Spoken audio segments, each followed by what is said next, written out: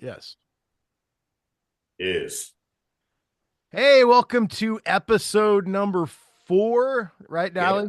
Yeah, Yep. episode number 4 of Vinyl Destination, brought to you by That One Time on Tour, which is my old podcast, which will be coming back. But this is what I'm doing now because I like doing this with one of my best friends, Mr. Chris Dalley. And we have an amazing guest today, Mr. Jake Kiley. How are you What's up, doing everybody? today, man? How's it going? Good to see you guys. It's great to see you, man. You've got quite a better view than my dark studio in Indiana right It's here. not bad. It's not bad. It's great weather out today. Yeah. Beautiful Los Angeles here, so very fortunate. Dude, how have you been? You've been playing with me first and all that stuff, and Yeah, man. Last year was incredibly busy. We were super stacked the whole year. It was awesome, man. Some of the best shows I've ever gotten to be a part of. I love So it. that was great. This year we got some stuff coming up. We got a cruise in a couple of weeks. We do the Bahama, Jamaica Salty Dog cruise with Flogging Molly. So that's gonna be Yeah. really insane. Doing some more shows with those guys around here. We play in the Palladium on St. Patrick's Day, so that's gonna be killer. And Vegas, Phoenix the day before. So yeah, some really great stuff coming up. And then in June we go over to Europe and we do a string of pretty insane festivals. So That's yeah, really cool stuff coming up for this year as well. I, that's I had a cool. I had a question about that band in particular because there's been many iterations of that band, many lineup changes. It's always kind of, Hmm. you know, though there's such a catalog of stuff that band does because they are, a punk rock cover band, all Yes. different records. What was the set list like when you got the gig? Like, hey, Jake, come jam with us. Did they give you like, here's 80 songs to learn? Like, what did you Right. have to learn? It wasn't that, it was like 20 songs. Okay. Basically there was a run coming up that they were set to do, and they're looking to fill in dates with whoever was available. And this was right coming out of the pandemic. Yeah. So it was kind of weird. They were shifting the lineup around, and a bunch of people weren't sure if they wanted to tour anymore. So they were kind of searching for people that were available, and I happened to get in touch with them at the perfect moment. So yeah, they gave me about 20 songs. I got them down. We went and jammed, and it was great. It's been so fun working with those guys. The songs are so much fun. I've been a fan of them for years. So to be able to be a part of it is just really such an amazing opportunity, and it's such a great team to be working with. But it wasn't overwhelming. It was like 20, 25 songs, something like that. Are you able to throw the little Jake flavor on some of the stuff too?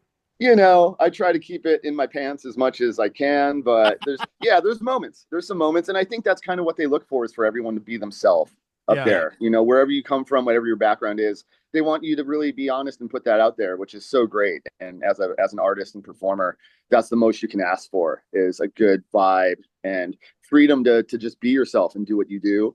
And but also it's understood, like, the show is the most important thing, and Spike is the leader of this event, so it's like great for us to I'm supporting him. Yeah. But it's also like, yeah, you make it, you put in your stuff to make it yourself as well. That's awesome. So I mean, obviously you had a storied career with Strung Out, and the reason why we want to talk to you today is because I mean, in my mind, Elemental Sonic Defiance is a album that kind of like brought you guys to another stratosphere. You guys were already an established band. You were one of the biggest bands on Fat. But let's go through this like a little bit like pre Elemental Sonic Defiance. So you joined the band in '93 or '94? I joined in 92, July Okay. of 92, like, or Okay. like June 27th of 92 is like summer. So yeah, by this point, yeah, by 99, I'd been there for a little bit. I was feeling a little more capable within the band at this point. Yeah. And parting ways with Jim the year before. We parted ways with Jim. It must have been like September of 98, right after summer, basically getting into fall. We parted with him and got this dude Craig in the band like a month or two later, started playing with Craig Riker for like a few months, and did a couple songs with him, just did the 30-second song, and then did Every Breath You Take, a cover.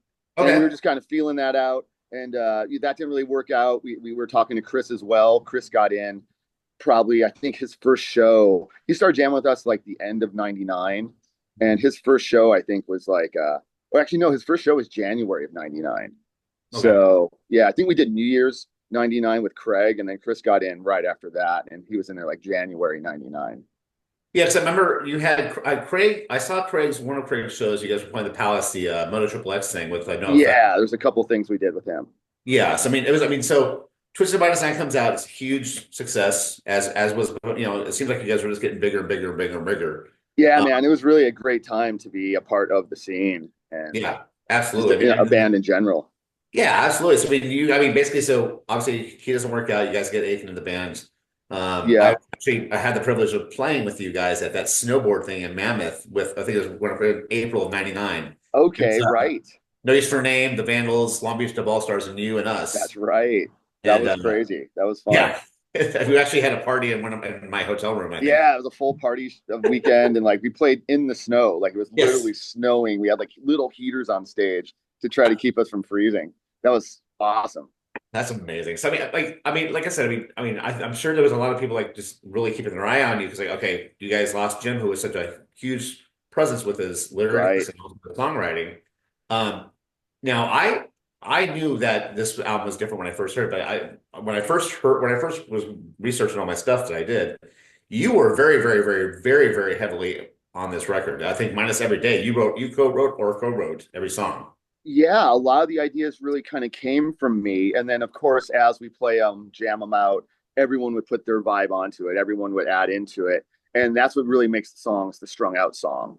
But yeah, so to bring it back a little bit, I had really learned how to write from jamming with Jim, going over to his house, writing with him, and just coming up with ideas on his 4-track, and we would just kind of put ideas down and he would keep developing them and then he would write lyrics as well. So I knew right away once we partied with Jim, I got to get a 4-track and start, putting down some of these ideas I have to really, try to take this to wherever it's going to go now. Because Jim was such a huge presence in the band and songwriter. He was like the Brian Wilson of Strung Out, and especially in those early days, it was completely his band, he's the one that got it off the ground. And come '98, things just kind of fractured. There was just a lot of division and some things that just over the years, just some toxic situations had gone down to where it just wasn't working anymore. And creatively, it kind of got, it got to a point where he didn't want us involved in his songs anymore. And so, he was basically writing songs completely as they were. And, I could do the solo, like Mind My Own. I did the solo on it. But otherwise, it was his arrangement, his music. And he also took all the publishing on those songs. So suddenly it became sort of a fractured thing where it didn't feel like the team anymore. So I just wanted to make sure, like, I was able to try to keep writing. And, that song Iceburn on Yes. Twisted. So Yes. that song sort of was a turning point for me. I was writing a bit more on Twisted. I wrote like Virginia Madison. I wrote part of Crossroads. There's some songs on there, and I wrote Iceburn. And to me, that was almost just like, wait a minute, like it's almost taking like something that I don't know. It's just a fusion of stuff that we hadn't really done before. Yeah. And I feel that direction of the band. I remember talking to Ulrich Wild in the studio, and him being like, "This song is so different from everything else in this record." And it'd be cool to hear you guys do a whole album like this. And me and him were kind of bonding on like that heaviness, it was almost like if you took a Deftones song and put it on like, ramped it up twice the tempo or something. I swear to you, like, because I mean, Iceburn. The funny thing of that starts off like side two back in the old day of Yeah. don't know cassettes. And I remember when I first got that record, and that second side came out, I was like, I wanted to punch the windows out of my truck. It was just like I mean, it's one of those songs Yeah. that's so amped up. It was something different, Yeah, and it stood out, I think, even amongst that record where every song is kind of a standout. That song, there was something unique about it. So I kind of kept that vibe going to try to write into the next, album. So Mission to Mars, Savant, songs like that. I started creating those on that 4-track and really just layering guitar parts, seeing how parts worked over them. And I had a drum machine, so I do just basic, 1-2-1-2 kick snare kind of beats to just kind of show what the tempo could be. And then took it to the guys. And yeah, I mean, I just kind of put down a few ideas, and luckily everyone jammed on them, and we kept them pretty true to what the demos were, or just my early versions. And when I say I wrote a song, that's just the music. Jason always came in, and Jason would write the melodies, the lyrics, after we had the music kind of all worked out. So, and on that, yeah, that album was pretty heavy. A lot of my influence. Chris was new to the band. He didn't really write any music going into that, but he added parts, of course, on all the songs. But I was really, and then Rob had a few songs, and like Razorblade, that song we actually jammed with Jim a few times in like 97, 98. I remember writing that in Europe, like at sound check. We were like Wow. Dusseldorf or somewhere just sound checking. And Jim had that do, do, do, do, do, do, just that kind of rhythmic thing. And Yeah. I remember Jordan coming up with that beat, the fucking hi-hat ride Yeah. thing. And we kind of jammed it out, and like it didn't really go too far. We just kind of jammed it for like a few minutes and was like, oh, that's a cool idea.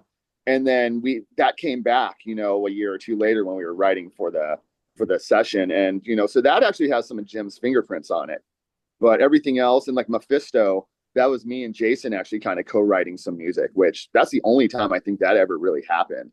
Wow. Was him, he was starting to play guitar at that point. So he kind of had the na na na na na na na na na na na na na na. He had that like rhythmic kind of thing and was showing it to me. So I was like, oh, cool, maybe it could be like this. So I just kind of added that little riff transition, and then we built on it. And I was like, oh, I could go to this for a verse, and he liked it. And next thing you know, it was one of those things where 10, 20 minutes in, we had this whole thing arranged. And then we took it to the band, jammed it, and everyone put their parts on it, and it became what it was. But and then every day that was totally Rob's idea. I know he demoed that, and just that's a straight Rob idea. And I've started to become more of a lead guitar player at this point, trying to if Jim's not going to be here, we got to amp up the music a little more. And I used to be a lead guitar player before I joined Strung Out. I was doing a lot more solos, and then Yeah. when I got in the band, I realized it just wasn't really important and necessary. So I kind of backed away from solos and just tried to become like more of a rhythm writer sort of for the band. And then I just kind of wanted to bring that back. So I have a few leads on that record, which was kind of my introduction to getting back to doing leads again. The Scarecrow, I think, is one of your all-time. Yeah, yeah, I think that's, I mean, Scarecrows and that when you can actually create that kind of emotion and bring that song within a song, which I think you did perfectly on that song. oh, It, thank you. I think that's like one of like the all-time like Jake solos right there. That's all. That's cool, man. Yeah. I look at that as like, like that's so just like, that's just like whatever it works. But like, man, I would do such different things today. But no, but it's cool, and it's cool for what the time is. And it's one of those things you don't want to go back and like judge it based on where you are now. It's like we were incredibly honest with whatever we ever did for Strung Out. It was where we were in that moment, 100% what we were into, and just wearing it on our sleeves. So is absolutely where we were in that moment. That's awesome. Can you elaborate maybe on some of what you were listening to at the time? Because you're bringing those songs to the band. As a guitarist myself, that I've pretty studied, and I my gig when I'm not playing music is I teach guitar, and Yeah, it's my thing. Theory. I'm a geek. that's awesome. With you writing what you were writing, bringing it to the band, it was way more prog than what Twisted by Design was, and even more proggy than what American Paradox and anything in the future was. So Right. I almost see this EP as being like an island in the catalog. Like Yeah. it fits, but it can stand on its own. And was there pushback from the guys? Like what was kind of driving that more proggy kind of thing? Yeah. No, you're right. It's very unique within our own catalog. This thing is just kind of its own deal. And it's a shame it wasn't more, I don't want to say capitalized on, but it's a shame we didn't make more of the transition. So there's I can go so into this. Basically, it was like a writing high that all of a sudden without Jim there, and not to take away from anything Jim did, we wouldn't have been a band to start with without him. Yeah. But suddenly all the restraints were gone, all the like, boundaries were lifted. And it was like, do whatever the hell you guys want to do. So I just ran with that. And that's where I started coming up with some of these weird things like Savant and shit like that. And, some of these other songs, like they're weird. And like I said, like I was super into Deftones. I was super into like Snapcase, Yeah. super into Yeah. like always heavier stuff. I don't know if I'd really gotten into Thrice yet, but I was about to be huge into Thrice if I Yeah. wasn't into them yet. So there was all these things shifting. And honestly, the Fat Record sound was getting kind of played out and boring by like Yeah. 98, 99, dude. Like I remember just putting on new releases and being like, oh, cool, it sounds just like everything else. And it wasn't bad at all. They were great records. And I'm nostalgic for that shit today. I wish there was more of it. But at the time, we felt we needed to change. We had to do something to stand on our own more. And we had set ourselves up with Twisted to kind of break out and do whatever we wanted, I felt. And we were thinking about switching labels. We were very Wow. much considering going to a major and who knows how that would have worked out. But but anyways, yeah, Element was really this rebirth for us, and I feel we should have kept pushing harder in that direction. And we got a lot of pushback from not within the band, but from the fans. Yeah. Like this was like the right when the Strung Out message board first came out and stuff, like 99, 2000. And dude, people were hating on that record when Element came out. All the fans were like, this isn't Strung Out. What the fuck is this? Jim's gone, they're over. There was a lot of that. And I bet a lot of these same motherfuckers that today it's like their favorite thing. Yeah. They were right there not liking it. And that's fine. That's fair. You have to reinvent. You have to that comes with the territory when you put out something as different as that. So absolutely. But I think I wish we kind of backtracked with American Paradox where it was kind of like, okay, let's do something more, strung outy. And I really wish in hindsight we had just made that record a combination of those two albums. Maybe if it took another year for it to come out, if we had say the 7 songs on Element, minus Jackie O, and then like 5 or 6 songs that we wrote for American Paradox, some of which didn't even go on American Paradox, but some of the best material we wrote, like Lost Motel, song called Yeah. Pleather that was never really finished, but had the potential to be one of the best strung out songs ever.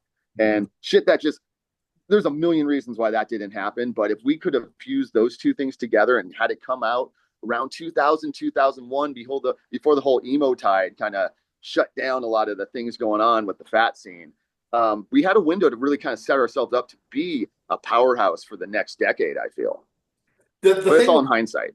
well, I mean, the thing with, I mean, like I said, I agree with you. I think around like, especially like 99, there was a ton. It was like, how many fat bands how many fat bands can sound like fat that you can? And Yeah. it was, I think with the exception of you guys and Propagandhi, I think that's what made you guys be able to go into the future because you guys changed your sound a little bit and adapted to like, what was going on around you guys. Right. I think that's why you guys persevered as well as Propagandhi did. Because like a lot of the bands that were on fat, nobody cared anymore, really. You had to reinvent, and I agree. Yeah. And thank you so much. I mean, it's an honor to be in company with Propagandhi. And yeah, but it was very natural for us. Like we had those heavy influences. That was just us Yeah. anyways. And we were kind of rubbing against Fat Records with that shit anyways. Like Mike didn't really understand that heavier aspect. He liked the melodies, but like what we were doing musically, I don't know if he ever even really dug it too much. But I think he appreciated it. But I think, yeah, so we were just going on our path, and that coincidentally happened to coincide with where things were trending. Bryce, Poison the Well, heavier shit was becoming bigger. We just started getting booked with like hardcore bands, Yeah. and it was just kind of a trip to us, but it's like, at least we're just doing what we do. And we weren't trying to, jump onto anything. It was just, we would have made those same records wherever the scene went, wherever the music went, it's just, those were honest, those were where we were at that time. Well, I think I mean, I go think ahead. I just think that you guys were kind of like one of those bands that bridged a couple different scenes together because as someone myself who's a metalhead from day one, and then I got into Fat Records because it was like, oh my God, it's punk and metal. It's like Hesher's playing punk, you know what I mean? Yeah, right. But Why then can't with that work? yeah, it was great. But then with you guys, I remember seeing because at that point I was like playing with the Ataris and a couple other bands, and I would see you guys like on a festival with Slayer, or I would see Yeah, you guys on a festival with like Bowling for Soup. Like it was it was yeah, different, you know what I mean? And I always yeah. thought that was cool because growing up in Indiana, my first band when I was in high school, we were called Chronic Chaos, and people always said they're too punk for the metal kids and they're too metal for the punk kids. Yeah, yeah. And I Yeah, almost see you guys as being like that, but then accepted maybe in multiple scenes at that time. well, yeah, no, definitely, dude. It was definitely that, a little bit of this, a little bit of that, a little bit too much sometime for some people. I mean, Metallica will say they suffered from the same thing. Yeah. Bands going, they're too punk, or they're too metal for me, they're too punk for me. Like, but whatever. That's just how you do what you do. Never to the greatest benefit to ourselves, honestly. Like, you would think like it would make a band bigger and stuff, drawing from like different pools of fans and stuff. Not necessarily in our case. We just kind of the strung out community was just kind of this hybrid of people that appreciated both types of music, I think. And Yeah. it's not like we invented anything like Yeah. suicidal tendencies, bands like that, it's paying tribute to that, but it is that it's a mix of punk rock with more metal sort of performance. but the attitude of punk rock, the song structures of punk rock, basically Jason making it a punk rock band in a lot of ways, where if Yeah. we had a different vocalist, it could have easily been a metal band, probably, you Easily. know. So it's a lot of it comes down to the vocals with this type of stuff. And but it is what it is. And once again, it wasn't us overthinking anything. It was just us creating what we liked. And we all came from such different backgrounds and from different perspectives that that's what made Strung Out cool. Was we were all drawing from different things and putting it together in a way that it still worked. There was a common chemistry there that worked. That was a magic, dude. And like these songs, like I was saying, we could write a whole song in like 20 minutes, and it would basically be like 90% of what ended up on the record. Yeah. Wow. Well, I mean, that's, So yeah, I it's mean, weird shit. you and I have had many conversations. I remember like you and I hanging out at the Pulley studio for Yeah, until 4 in the morning, and we were just talking yeah, about our love for metal and all that stuff. yeah. So I mean, it's There you like go. I know that's where you also obviously you came from and all that stuff. And you and I talk about bands like Deftones and uh, Yeah, I mean, I knew the metal thing was there when I first, you and I were first talking. So I mean, I saw the love there, and so I mean, when I first heard Element of Sonic Defiance, I fell in love with it immediately because I started out as a metal kid and got into punk, yeah, and it was basically everything I loved about both genres of music. And you guys mess with my Mission to Mars is so fucking metal. yeah. It's It's pretty like, metal. and I but mean, it you but come it's in, not it's yeah, thank you, but it is sort of its own beast. It's kind of this weird, it's just our take of that. It's yeah, our take on, it's not metal as far as like shreddy like single note lines and stuff. It's just like I said, man, it's got that dissonant sort of like I wasn't a great guitar player again like I am today, but trying to be an asshole here, but like I wasn't a great guitar player by any means, so I was just making a lot of noise. I was trying to just do a lot of dissonant kind of shit, and that working over fast stuff. It was just, there weren't a lot of bands like us doing it that still had like a melodic vocal. yeah, It was going on with Snapcase, it was going on with Deftones, and Deftones totally different thing, but something bonded me to that band in a way where I loved like just the heaviness and the denseness, yeah, but I guess if you call that metal, then I guess we had some of that in us. But then we still had, Rob always had a very kind of traditional metal sound in his playing too. So, and you're in a band with Rob as well, so you definitely know all about that. yeah. Well, I mean, So that's it's I mean, the thing about that record that I think, I mean, I've said this many times. I don't know if I've ever told you directly, but I consider Element of Sonic Defiance the punk rock Dark Side of the Moon. The oh, reason, that's cool. the reason why I say that is that there's no space in there. It's every song. There's always something that's leading into the next track. There's never any quiet time. Everything is like leading into another. Yeah, I mean, yeah. No, that either was putting on the record thing or having like that right, little, right. weird No, stuff.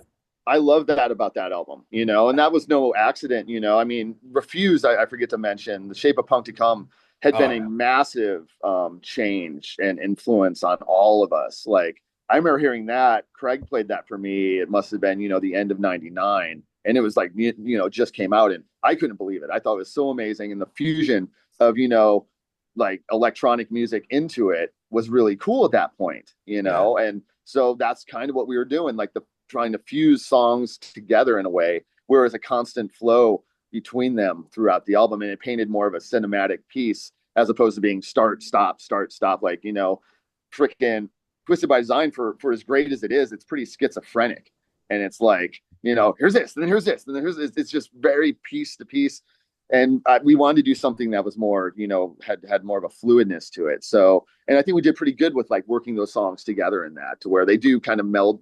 So Refuse had a big influence on us with that, and then just finding things, that Lucy sample in the beginning, and yeah, then the Dinner with Andre sample and stuff. Just everyone was on board. Our friends were bringing us stuff. We brought in this like sequencer machine, something box, like I want to say the Squawk box, but it's not that. It's some fucking like early electronic fucking, and we're in there fucking trying to get this thing to make crazy sounds, and that's how you got like the intro to Mission to Mars, was just us dicking around with this thing at like two in the morning, and just no rules, man, just fucking around. And we just thought it was going to be some EP, but then after we finished it, we were like, this needs to be like a full album, and we wanted it to be marketed like a full album and to have the impact of a full album, and it just didn't, because Fat looked at it as just an EP, which to them is like, oh, it's just this thing you throw out and you barely market it. It's just like a holdover. And it wasn't a holdover, dude. We Wow. created like this great album, I feel that was next level and was honestly, like you said, kind of nothing we would ever do again. And it sold good for what an EP is, but like it didn't go near what our albums had been doing, which was, frustrating for us. I mean, So I think for all those there's eight factors, we decided. songs. There's 8 songs on it. All the Metallica first couple records had 8 songs. Exactly. I know Master of they were Puppets is eight longer. songs. Yeah, they were It was Ride longer. the Lightning. Ride the Lightning's Yeah. eight Yeah. songs. Yeah. I mean, it's still 25 minutes. It's like 24, like 50 something. So Another Day in Paradox is only like 27 minutes. So it's basically the length of a full length. But Yeah. it just, once again, the label just didn't get it. And I love Fat Records. I love being a part of that legacy and on the label to this day. But certain times they just didn't get what we were doing. And it kind of fell through the cracks when I swear to God, that record had some legs. Like that thing could have done something more than it did. Easily. I But mean, once again, I wish it had been combined with the next album and it had been yeah. like 14 songs, Take those songs, take Razor Sex, Velvet Alley, shit like that, Lost Motel. You put that out as like a 14-song album and have that come out in 2001. And we're Yeah. probably talking, Strung Out's biggest thing if that had actually been able to come together. Because like I said, the diversity of the record, and like I said, you were all your fingerprints all over that record. Minus Every Day, which is basically Rob's baby. You have a co-write or write on every one. Like I think songs like Blue, which I think is a beautiful song. Yeah, that's a cool one too. Yeah, and I actually had the pleasure to play that with you guys in Australia. Oh, that's right. That's right. In 2013. But it's like That's right, songs bud. like that. An album like that where basically it takes you. I mean, Chris and I have talked about this stuff. We love albums that take you on an adventure, and I think that album with the Peace and Valleys, you're kicking it hard with Mission to Mars. You guys go into more of a lot of things with Scarecrow, Yeah. Savant, into Blue, into Every Yeah. Day, into It flows well. It flows well. Goes amazingly well. Jackie O's a little weird on there. Jackie O that's like not that's the second song I ever wrote for the band, like ever. So that song was recorded to be on Suburban. And Yeah. it was just an extra because we had enough material for Suburban and it kind of just whatever, it just didn't quite make the cut.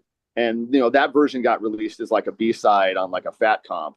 It was actually on the Fearless Flesh sampler. Oh, is that what it was? Yeah, Yeah. right. The Fearless. And it was called So Jack Malin, not Jackie O. Jacqueline, that's right. That's right. And that's the better version because the tempo is a little slower. So it's actually not jumbled. So that Yeah. was, I think, that version is too fast. That's Yeah. the faster version. Yeah. So we always felt the song needed a little bit of a better, it was a good song. It just didn't really get its share. So we wanted to put that on there as kind of like also a throwback to our old sound a little because we were aware like we're putting out something that doesn't even really resemble anything we've done before. And that's cool, but it also is kind of fucking weird. So outside of Every Day, let's give them something else that at least the vintage, the classic Strung Out fan, the guy that's been with us for a little while can still grab onto. So but that song, it's on there kind of as filler, I feel. Out of all the material, that song's kind of the filler, but it's also probably needed. That makes sense. The thing about that time with you guys too is, it was weird. Like I would like go see you guys play at the Barn in Riverside or see you Yeah. theater. And around this time, you guys are getting bigger to the point. Like you guys played the Palladium, I think, off for American Paradox. So you guys were Yeah. blowing up. Yeah. A couple years later. I actually thought that you guys were like, okay, this band's about to sign a major and Yeah. Yeah. It seemed like it was heading that way. It Yeah. seemed like we had all the momentum in the world. It was basically us and AFI. I mean, not to overstate ourselves and compare ourselves to them. They're incredible. Yeah. But us and AFI were sort of breaking out of the scene around 99. Like they were fucking killing it. And Yeah. we were fucking killing it too. We were going out and selling out pretty much any room they put us in, like 500 to 1,000 seat rooms, which for our scene, for us, we were fucking stoked. We could do 2 nights at the Palace here in town, 1,200 people a night. It was just insane. It was getting so big. And I felt us and AFI were kind of poised to both break out. And, they fucking pulled it off, and it's, you can look back, you can think of a million reasons why one thing works, why one doesn't make that change. It all comes down to us at the end of the day. It's all internal, completely. And, it is what it is. And I'm very honored and flattered that we have any legacy that we do, like what we were able to build was incredible. And I'm so fortunate and proud of it. Yeah. And, but, it really was this time where I felt there was a breakout moment and it just didn't quite happen. And it's, we were a little unfocused at the time for sure, but it did feel like we kind of could get that major label deal and maybe go on. But, let's say the band signs to a major, puts out a record, it does well. That doesn't mean the next record won't just get fucking, shelved. Yeah. And then they own you, they own the label. Like how many, they own the band's name at that point. So we've all seen that happen to so many artists. So I think that was always something we were resistant to. And we, Fat Records, for the good and the bad, they gave us complete control. They always gave us complete, autonomous control over our artwork. They didn't want to hear demos. They trusted us with whatever songs we recorded and gave to them. So we appreciated that. And they gave us very generous budgets in those days. So, the major thing was always tempting, but we were also in a good place. Maybe it was complacency, but we stayed where we were, and it is where it is. But there was that moment, man, where it felt like it was really kind of going to a bigger thing. Yeah, absolutely. Yeah. But the things changed. Like, none of us saw the emo screamo thing coming along to just really decimate. I mean, it was kind of like what happened with Nirvana to the metal scene in a way. Not that big on the scale, but it just suddenly made like everything from the 90s kind of obsolete to where, magazines, like all of a sudden AP became like, they're going to cover this whole scene now. And they were like covering Limp Bizkit like a month before and Kid Rock. And then it just became all about this scene. And it basically just shut down like bands that kind of came from, it was like you're sort of cast aside. So we just had to kind of just keep rallying, doing what we did, not worrying about that. But we all expected the scene to kind of go a different way. I think we expected our bands to have a little more staying power for a while. Yeah. I had a question about, you were talking a little bit about the production of, the cinematic kind of vibe of the songs going into the next song. I know Ryan Green produced this, and you guys had worked with him previously, and he was kind of the guy back then. What I mean? Like, we all know Ryan. We've all talked to Ryan. Oh yeah, love him. I remember growing up, like in high school, being a Fat Records kid in the 90s and being like, my dream is to work with Ryan Green. Yeah. When I used to go to the studio in Indiana where we recorded, and we would I heard that rumor that you box tape a quarter to the kick drum so the beater makes that click that all the Fat Records fans had. Totally. So working with Ryan, the one thing that I noticed about this particular record is that it's way warmer and bigger, and it didn't have that kind of, for lack of a better term, kind of neutral Fat Records vibe that kind of everything else had. Right. Was that influence from you guys working with him? Did he have other ideas? Because it does, once again, kind of stand on its own production. Yeah. I think that comes from, Ryan only mixed it. We tracked it with this guy, Darian Rundell, who had done some Pennywise stuff. He was like Fletcher's buddy. They co-owned a studio together in Redondo Beach called Stall Number 2. That's right. So we went in there and we recorded all the basic tracks and all the vocals in there. So, and that was done with Darian. Ryan didn't get involved until the mixing stage, like Darian did some rough mixes and they sounded good, but I think, I forget who was pushing for it, but Ryan was available and they were like, dude, just come up to San Francisco and just have Ryan do the mix. And, I was a big fan of Ryan's mixes, as much as I totally agree. Like he became like the sound of Fat Records for sure, and for better or worse, he was very synonymous with that. And we kind of stayed away from him because of that, like we always loved him. We worked with him on Suburban, and I just wish he could have finished Suburban and just done that as a Ryan Green production, which that's another story. But it was great to get him back on board. And I think he did a great job with the mix, but that's all he really did was, and honestly, he spent probably 80% of his time on the fucking drums because Jordan was just obsessing on him about this fill and the ride, bring up the ride here and this, that. I mean, Jordan will be the first guy to tell you he obsesses on that shit. Bring up the ride. Oh, dude. Yeah. Here, bring up the ride. Like all these things. And we're in there trying to get like the vocals to like sound good, And so it's like one of these things where Ryan had like 5 days to do the whole mix. And it's like, there's a lot of squeaky wheel gets the grease going on. So, you just got to deal with that stuff. So I think the record turned out, it's at the time, it was probably our best sounding mix, our best sounding production. Absolutely. And, there's things about it. I listened back. I wish he had been able to spend a little more time on some other aspects of it. but the drums are really in your face on that record. So, the time was put into that. Well, the cool And thing about you guitars guys, sound good, but yeah. they're a little buried in some spots that, but I don't think it needs like a remix or anything. I like the sound of the whole thing. That was the cool thing about you guys. I mean, you guys were one of the few, I think, well, maybe the only one of the fat bands that actually went to different people, and you guys didn't stick with one guy the whole time. Like you used Ulrich Wild on Twisted, you did Matt Hyde for a couple of records. You guys took chances with these other guys that were not necessarily part of the punk scene, That's right. and that's why I think that's why it made Strung Out such a unique commodity in that Fat Records. Is that It because was different. yeah, We were sort of on this whole thing of like, let's use a different guy for every record, a different producer for each record, which was not of the norm. You're basically going to like two or three different people back then, and most people worked with them continually, which is good. There's a consistency you get when you do that we certainly probably missed. I mean, for better or worse, we weren't the most consistent band. We were just always pushing in different directions. And yeah, but yeah, I think that just having different people involved up to that point, that was the first time we had someone else come back at all, which is Ryan, to do the mix. yeah. And then after that we went back to Donnell to do the next record, who did the first record. So we started doing that a bit. If we could have somehow got Matt Hyde to do the Dream record, which is Element, American Paradox combined, plus or minus a few tracks.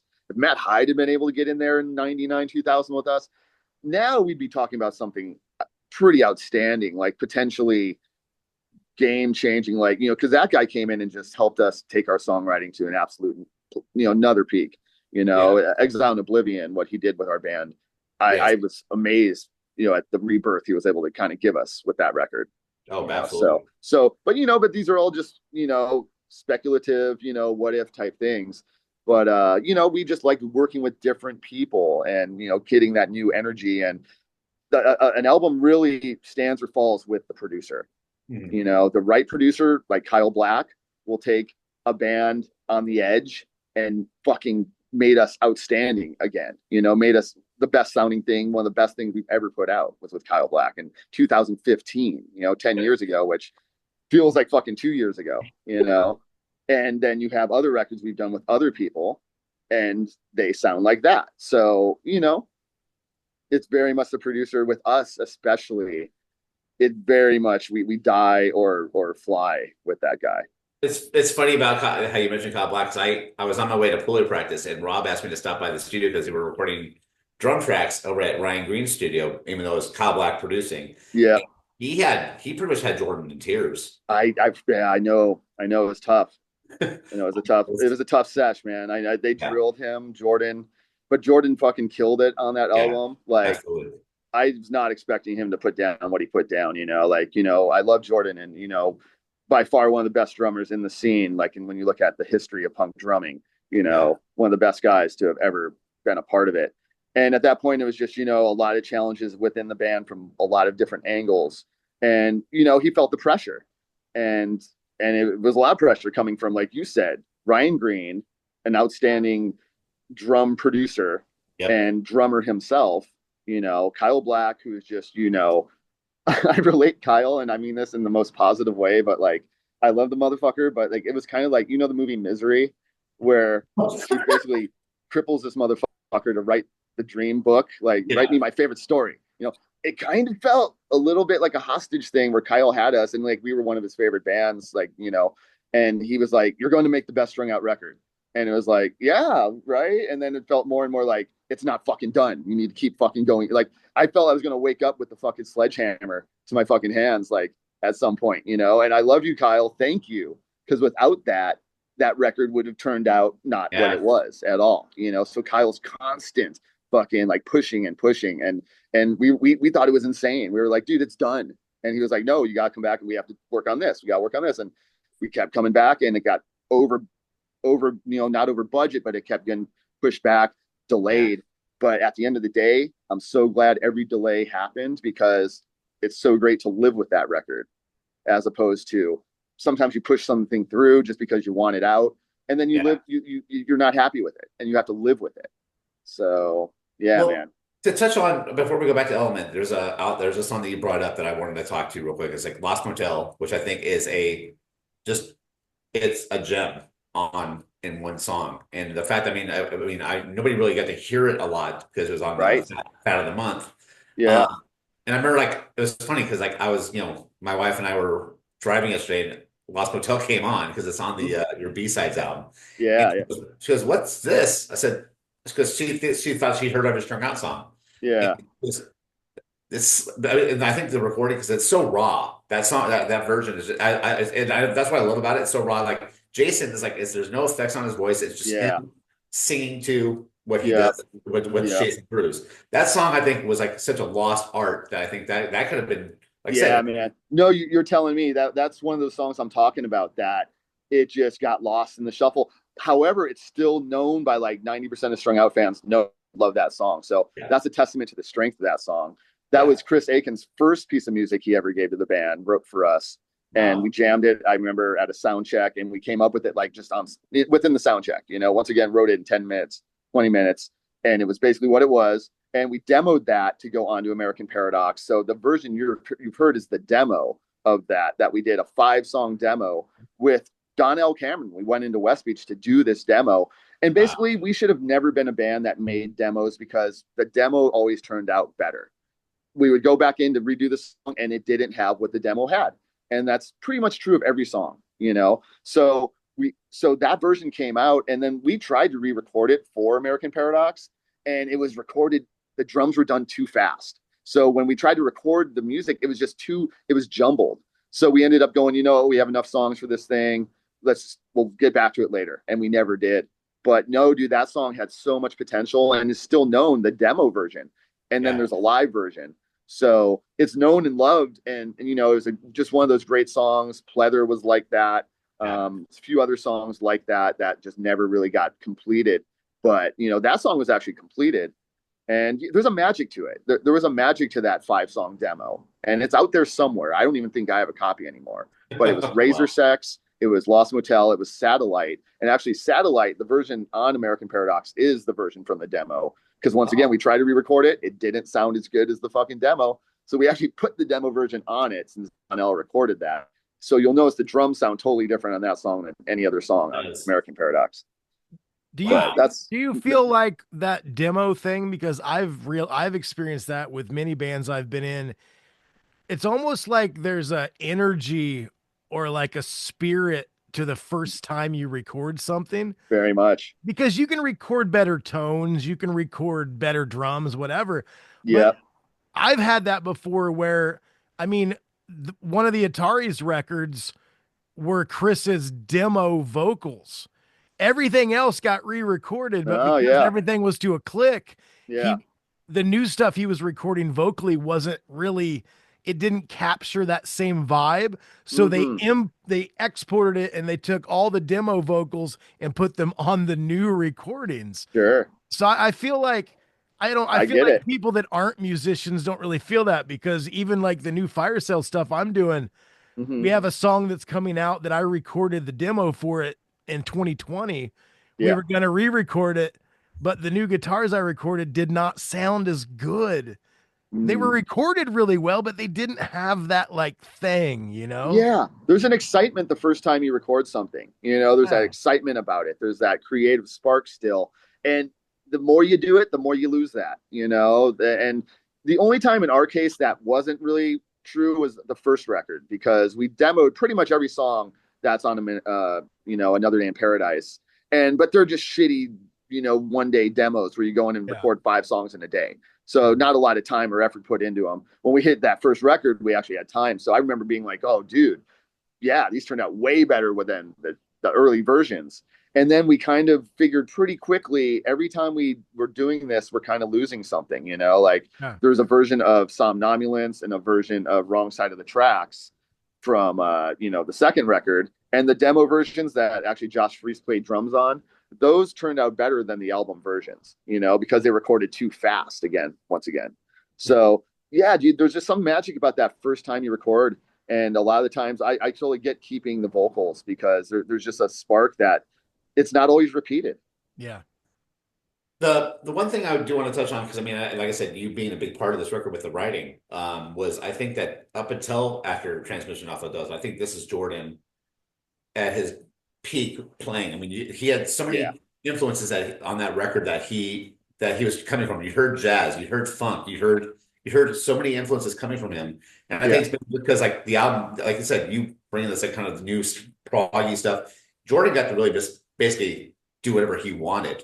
yeah, And I think it's like a testament to his drumming and what his creativity yeah, is. yeah, Um, right. and I'm Yeah, just like, I man. mean, did you have like any like were you like were you suggesting anything to him, or was it pretty much just all him?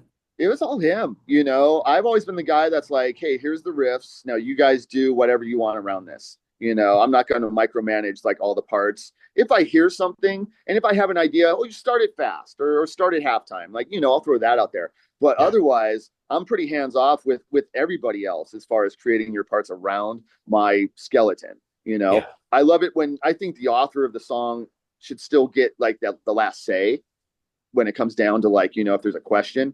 But yeah, no, I love that. And I was always, you know, he was always great at just kind of reading what I put out there and putting down kind of what I had in mind anyways, you know, but surpassing it, you know, and that was true of all the guys, you know, what Rob would put down and Chris and Jason was always better than what I thought, you know, that the song could even be in the first place.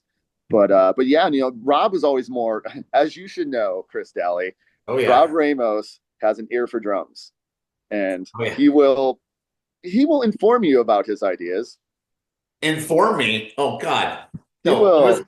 I'll tell you real quick a story. We were recording the EP with Ryan Green, and Rob had a fill idea, and Ryan had a fill idea. And I'm Yeah. like, which fill do you want me to do? Because they're completely different from each other. Mm-hmm. I'm like, and this was like when I was smoking a cigarette. I was smoking cigarettes at the time. I'm gonna go smoke a cigarette right now because I'm gonna kill you both. Yeah. And I shouldn't have done that because what they made me do is they made me do half of a Ryan fill going and half to do a Rob fill. And both Ooh. these guys are not even playing the drums; they're mouthing it to me. Oh, sure. That the rack tom? Was that the snare? What do you? Yeah, I know what Yeah. he's. Mm-hmm. Yeah. Yeah. You know, you get that, and it's intense. And I always appreciated Rob's. Like he knows what he wants. You know, and I like a guy that knows what they want, and he's good. He has a Yeah, good ear. You know, I yes. was really respected Rob's ear, and you know the fact that he was maybe a little overzealous in like wanting it his way. At the end of the day, I liked his way most of the time. So I was always like, you know, you guys fight it out, you know. But Jordan, you know, you got to let the guy, you got to trust the player to do their thing over it, you know, and yeah, take in your advice and take in your perspective on it, but it's their part, you know, and let be their part. So yeah, I was always very cool, just like you know, whatever you hear, and just you know, I was always blown away, like I said, with the end result. Well, so I mean, like I remember, like I was also, I think, the lone strung out fan of all my friends because that loved the record from the beginning. Element of Strung Defiance. There are a lot of my friends were like, "What the fuck is this?" And Yeah. like message boards is the same thing. But the funny thing was, 10 years later, you guys do the 10-year anniversary at the House of Blues, Hollywood. All right. You guys bring Ryan Green back to mix the show. Oh, that's right. And I mean, I was already excited. I mean, you already had it was already Pulley, Jughead's Revenge opening up. Yeah. It was a scene, and the Mm-hmm. thing was, I think that might have been one of the probably the most the strung out show I remember like the most like people like were just excited. Wow. We're gonna hear that. I Wow. mean, honestly, Jake, Ah, if you could so have been cool. if you could have been in the audience like I was that day, even though I was backstage hanging out with you guys, I was out in Yeah. the if you could have felt the excitement of what people were going through, I mean, Jake, I mean, Yeah. I'm sure you might have felt it on stage when you went Dude, on. I was right there with you guys, man. I mean, as much Sure. as I was a member of the band, I was like a fan of the band. And I Yeah. always felt like I was kind of like this inside, like I was a fan that got on the inside somehow, you know? So like I was just like blown away by the whole experience as anybody. And like it meant so much to me, you know. The band was very special and like it defined me for a long time, you Yeah. know, as you will, as your art will. And but yeah, dude, no, I forgot that Ryan Green was a part of that show that we actually had to mix it, which that's such a cool, you know, part to put into it. And dude, I mean, just humbled by the response and the fact we could play a venue like that and play that album to a full house there. You know, it's just, you know, those are the things that I still live for. And those are the most important things I ever got about that experience. Well, that was the one thing I talked to Jordan a couple of times. I said, dude, that was like the one show because I mean, everybody, I mean, I know it firsthand when you record a record. Oh, I could have maybe done a fill here. I could have done something different here. I could have done a guitar part here. That could have Yeah, been. You always had those like, oh well, the what yeah, could have is. But I said, Jordan, that was actually the one show that you played as the record. You played every fill, every right. thing. He played Yeah, to the T, which I really respected that because it's not an easy album to play. yeah, yeah. Yeah, man. I mean, we got lucky sometimes, you know. It's like Tom Petty says. But and that goes for all of us, man. I mean, we were always on the edge. We were a band pushing ourselves to the fucking edge of our abilities with every album, you know, and then hopefully you become that standard and then you push again and then you have to become that standard. And if you do that, you're you're like a Blue Angels pilot, you know, you might fucking miss, you know, here or there and it's daredevil shit, but it's what we needed. It was like cathartic and somehow that band thrived under those conditions, you know, of just pushing and pushing. And yeah, dude, and so, but dude, sometimes we would nail it, you know. Sometimes I remember walking off stage a few times, not as much as I wish, but you know, walking off and being like, wow, dude, we all nailed it. Like, and at our best, I think Strung Out, especially that configuration, like at our best, I put us up against anybody. Yeah, yeah, So it was just, you know, yeah, man, that was, I think certain shows, because that was a special show, was a one off. yeah, And those always carried an extra, you know, excitement, risk, and reward as well.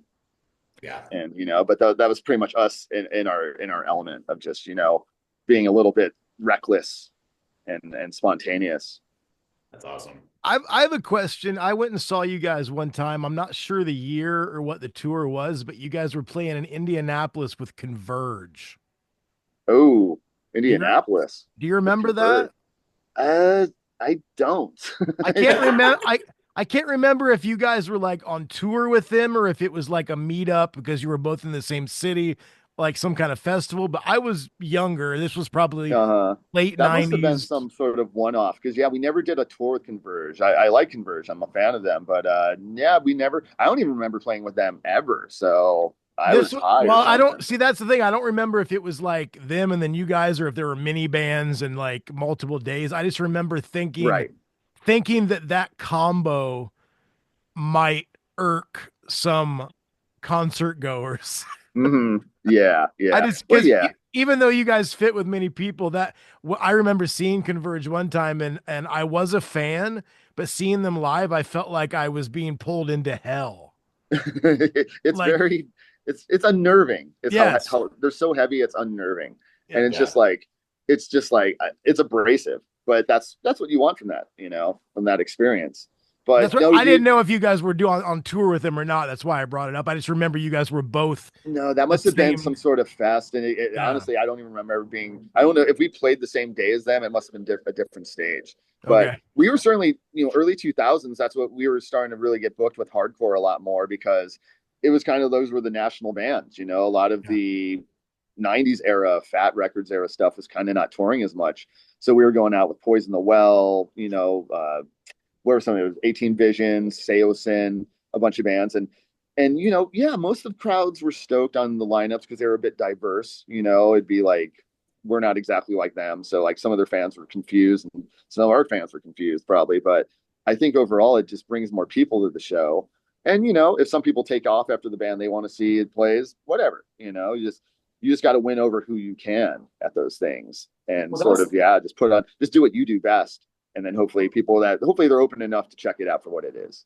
well, that was the thing about you guys that versus other frat bands that I really appreciate is that you guys, I mean, most other frat bands, and it's not anything on them. I think the other bands would just let the promoter book bands.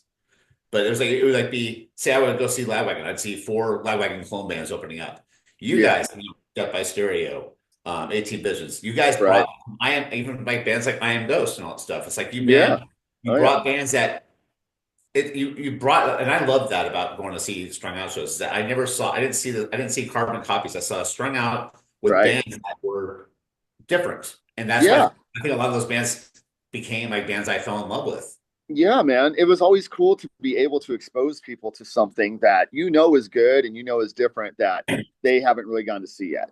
Like I've always loved that. I've always tried to have my ear to the ground a little bit and like show people, hey, dude, check this out, check this out. You know, it's a little bit of a new variation or something. And our booking agent Stormy Shepard was always great with that. You know, bringing us to different lineups, bringing other lineups together, putting us out with bands that she knew it would work, and the promoters were willing to take the chance on it. So, but yeah, dude, it was very much a redefining time, the 2000s I'm referring to, of just trying to basically just keep yourself relevant as who you are, but also just keep pushing. And you're going out with younger bands now that are getting a lot more press than us and stuff like that because they were a part of this new wave, and we're sitting there going, hey, can we get interviews too? Like all our support bands are in all these magazines, and like, hi, like we're on a fucking, luckily, like, we'd get some shit here and there, but you definitely felt like, oh, okay, here's like the old guys in the room, kind of.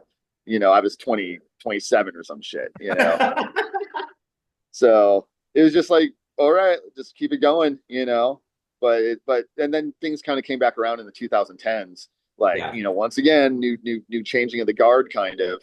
But that was just the era of just rock kind of going away, rock and roll becoming less of a thing, less kids getting into it. Well, so looking back now, June will be 25 years since this record was released. Yeah, it's hard to believe. How yeah, do you feel about it in hindsight? It's like it's a record I think that has stood the test of time. I yeah, rank it loud and proud. yeah, man. No, I'm super stoked on it. Absolutely, I'm very proud of what it is. It's a pure thing, and yeah, love or hate, like, it definitely holds up with the rest of our material, I feel. And it's a unique thing, and I'm stoked. Like, I'll put it on today and I can, like, not cringe at all. I cringe more about like more recent things. So, so, so, so that one is like, that one's pretty great, man. And especially I was 24, it was a lot of pressure on us to try to live up to what was going on and what we had done. And Jim Cherry was a world-class talent that I'm so fortunate I got to, be in the room with him for one day, let alone 6 years, and to Yeah. get to create with him and learn from him. And I was always just trying to be a sponge, like I said, I was that fan in the room, just trying to be this fucking sponge because I knew he was great. I knew I was a part of something greater than I could have ever been a part of due to myself. So like, it was always just trying to harness that. And then how can I add to this, And then suddenly it was like, well, dude, here's your shot to kind of like, Rob was still writing, but I just felt like the momentum had to fucking keep moving. And I was motivated. Yeah. So that's where that momentum went. And yeah, and I'm so honored that people enjoy that record for what it is. Absolutely. It's to me, it's like Exxon Oblivion, Transmission Alpha Delta, and Element Yeah, are three albums those are the first three albums I'll put on from Strung Out that to this day that just still that's cool, man. That's inspired me as a awesome. performer and as a musician. So the fact that it's 25 years old, it doesn't sound like it, doesn't feel like it. Mm-hmm. It's a testament to the obviously the songs themselves. Between you and Rob, Yeah, man. basically the amazing vocal lyrics There and all. was a magic there. There was a magic that somehow the five of us were able to harness, in two different incarnations. You have the Jim Cherry years, and then, chapter two with the Chris Aiken years, I feel are just as strong, and especially if it's a greater body of work, but the highs are just as high as anything we achieved on those first three, and I get why some people, those first three will always be special to them, and that's the true Strung Out or whatever. Like, I get that. Like, I'm like that with a lot of things, and it's all about the record that you got into, that you discovered something with a lot of the time. That'll always be like the defining era. So I respect that. And I was just always so honored that people still came to our shows and liked the new stuff at all, gave it the time of day. Because I don't always give the time of day to my favorite band's new records. I'm guilty of that. So, but I feel we always tried to really put the quality there. And like I said, we were always trying to play at the edge of wherever we were. And as a guitar player, I hope I'm getting better every year. I hope I'm pushing to new places all the time. I'm obsessed with it. Like, I'm constantly playing at home. Right after this, I'm going to go play. It's like I'm kind of fucking. It's kind of a problem, but luckily I've created a situation where that's my job. So Yeah. like, it would be screwing up anything else in my life if I didn't have it as my job. Yeah. So Well, I'm just so lucky I have this, and I have this opportunity now to play with the gimmies on this massive level that is just a dream, and it's the reward I feel for some of the shit that it took to get over the years to this point. I've got some questions for you because the first couple guests we had a bass player, we had Todd from Propaganda, then we had Jim from Pennywise. You're a guitarist. I'm a guitarist, so I have Right. questions for you. I'm trying to put together the best fly rig I can currently. Mm, I used to love big amps and everything, Masons yeah. and Marshalls and whatever. I have a quad cortex and I have a little case and I've got my little Seymour Duncan power stage if I get there and the amp sucks. So like what are you using? Because I know you're doing a lot of fly out gigs or you're going Yeah. to Europe or whatever.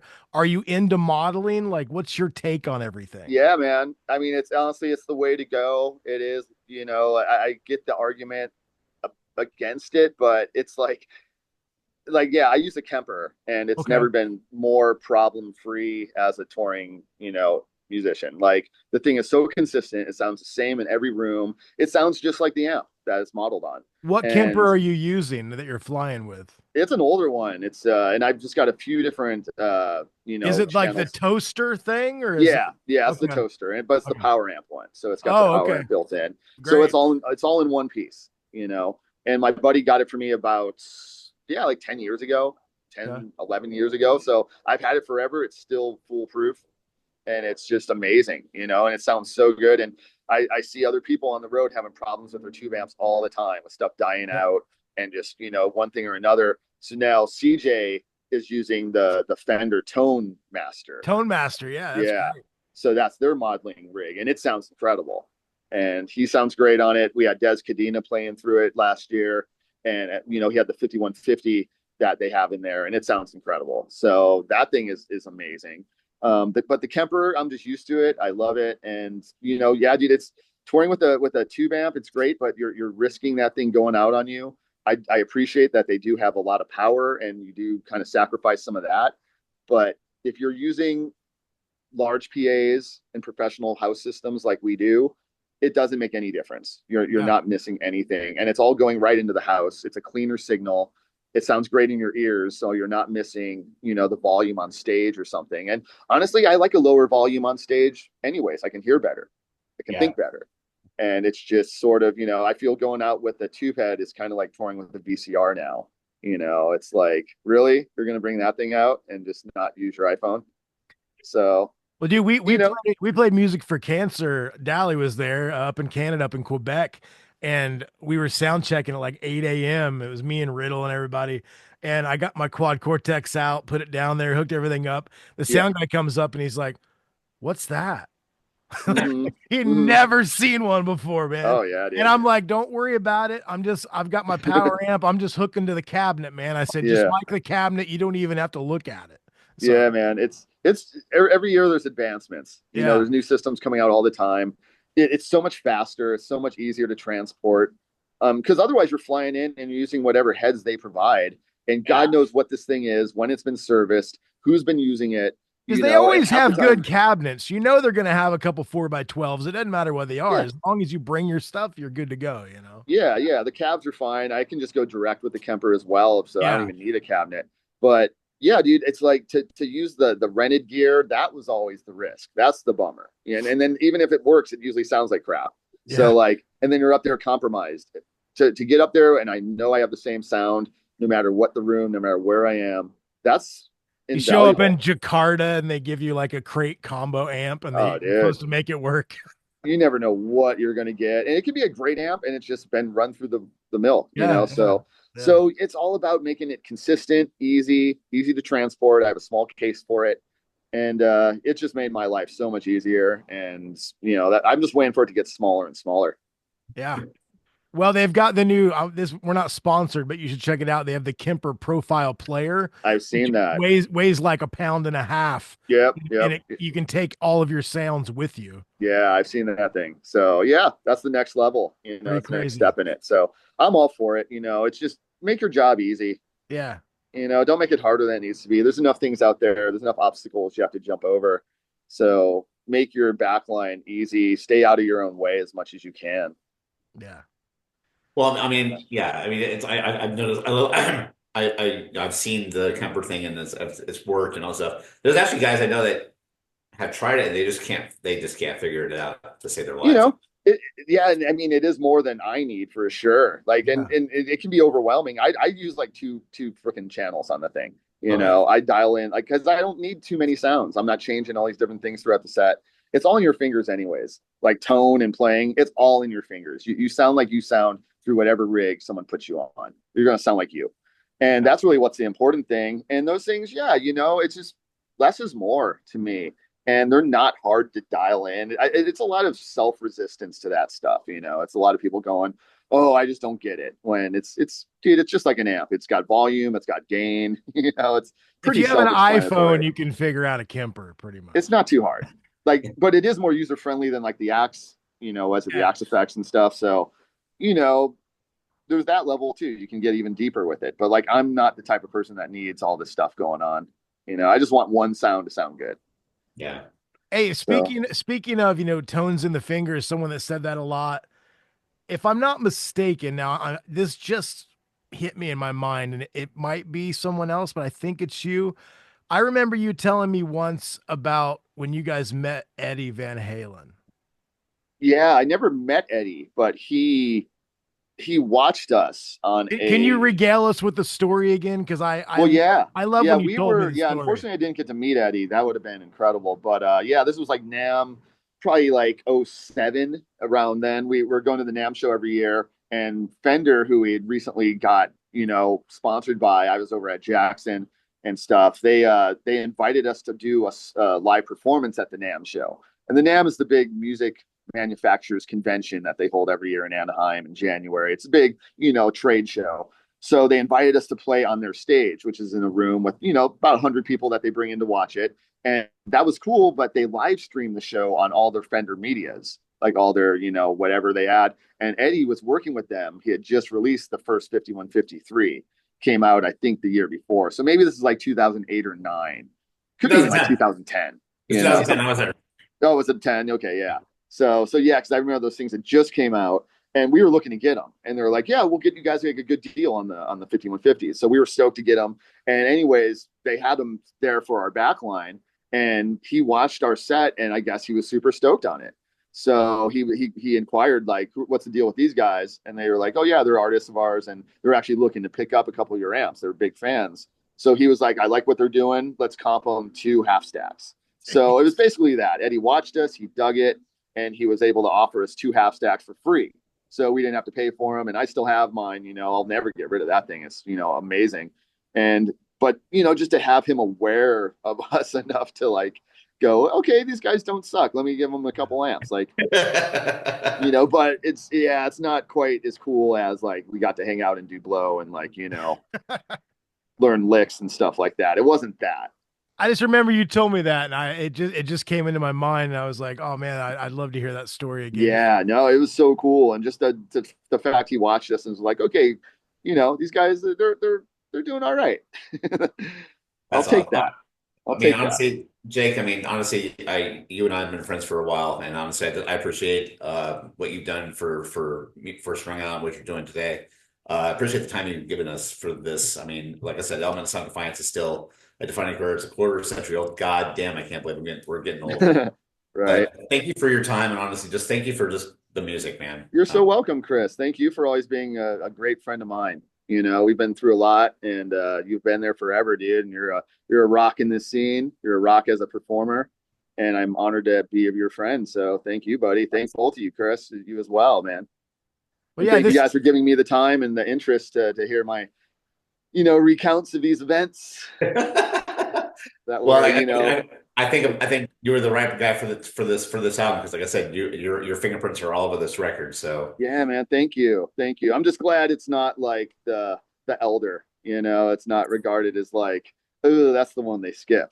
You oh know, yeah, I hope it's not the skippable one, no, definitely you not. I don't know, know. in the big grand scheme. But yeah, it stands on its own. And it's like I said, I wish we had just dug into that vibe a little bit more with the next album. Basically Exile is kind of the next, it's the next evolution of that record. It's like American Paradox was kind of this like holdover, like it's like you got back together with your old girlfriend for like a year and you're like, oh Yeah, yeah, that's why I wasn't doing that anymore. So then you're like, back, let's get back to this. And I I wish agree. we had just kind of made that transition a little bit like earlier, but it was all natural, man. It couldn't have been forced. Nothing else could have been changed. It's Yeah. absolutely just what it was. Yeah, but honestly, like I said, thank you for the time, man, and just hopefully we'll see you on the road soon, and we Yeah, can hang, Chris. have a couple drinks and whatever, and Absolutely, have some buddy. fun. Yeah, man. Hope to play with you guys soon as well. And keep me in mind if you ever need another guitar player up there. Absolutely, brother. You got it. Yeah. I All would right, love dudes. Well, I thank you would both so much. I would love to know what you got going on though. The Gimmies have stuff coming up. Go ahead and plug something real quick before you get out of here. Oh yeah, dude. Just Gimmy's got some great stuff. Like I was saying, going to Europe in June. Got the Flogging Molly stuff coming up before that. So just doing that. I've got like some merch stuff I sell on my page. So if you want to buy some Jake shirts and you know, whatever you want to do with that shit, give them away to people. But yeah, man, nothing else, dude. Just beyond stoked with the fact I still get to play music in my life and still have shows that I'm able to be a part of. Yeah. That's everything to me. I wish I could play more. Well, Well, dude, we safe travels we and appreciate you, man. Thank you so give my much. best to Eliza too. I absolutely thank you, Chris. I love you guys. Thank you so Me too, much. dude. See you, man. I'll see you down the road. Yes, sir. Yeah. Have a good one. All right, Hey, guys. Yeah.